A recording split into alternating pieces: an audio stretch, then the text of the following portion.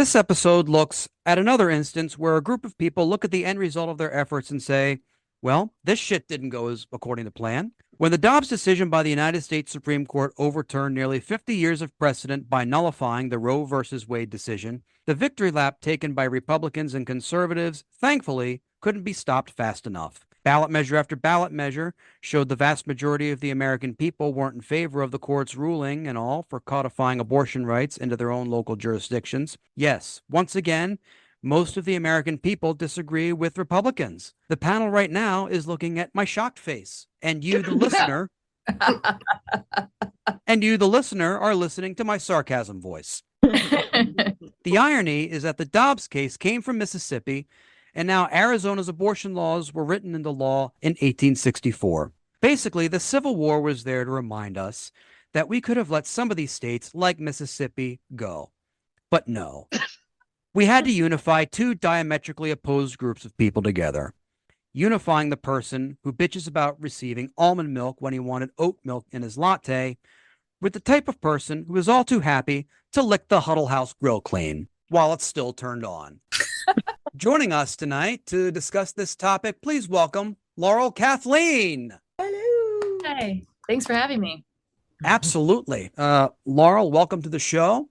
So your thoughts on everything that's been going on, like the fight against Republicans trying to stop access to what's basically basic needs and services.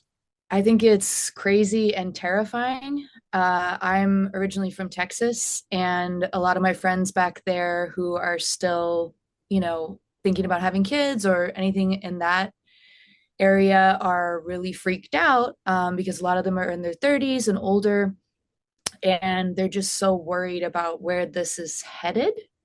And some friends in Arizona, the same thing. Like, why are we looking to these pre-Civil War laws? That's insane. And it just is very terrifying because I obviously grew up when Roe v. Wade was the standard, and everybody kind of relaxed and was like, okay, this is where we need to head. This is great. This is never going to change. And seeing that change has been just so shocking and awful. And it really worries me about where we're headed, because it just seems like such a way to control women's bodies and their livelihoods and the way that they have current control over their own lives. It's insane. Why are we trying to control 50% of the population when it's actually not just about women's rights and women's health rights? It also helps men as well.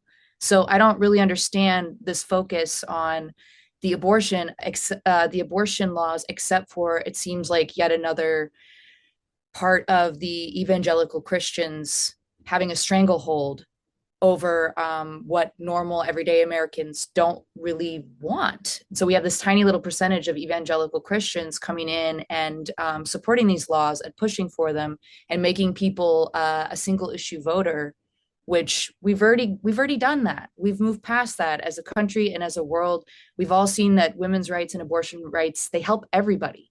So why are we trying to remove those except to control a large swath of the population and prevent people from making good choices that could not only save their lives, but prevent them from ruining another small life for a child they can't take care of? And then these children, there was an amazing book that came out called Freakonomics, where they studied the effects of Roe v. Wade and saw, why was there a dip in crime in the 1990s? Well, because the children who were growing up to be criminals simply were not being born. So we actually had a dip in crime due to Roe v. Wade. I'm worried about seeing the other side of that and all of these children being born who aren't wanted. What's going to happen? So a dip in crime also when you consider that the procedure that was criminalized before Roe v. Wade was passed. I mean, that in and of itself, it's a self-fulfilling, it fulfills its own purpose, basically. Yeah. It's not just they're not banning abortion there, as everybody has seen. It's just going underground. It's becoming more harmful. It's becoming incredibly terrifying. I don't know where we're headed other than to see more and more women having to drive out of state, being penalized and being arrested for seeking care that it should be a national right. So I think it's awful. I'm appalled by it, and I just don't know what we can do other than continue to vote, continue to protest, etc.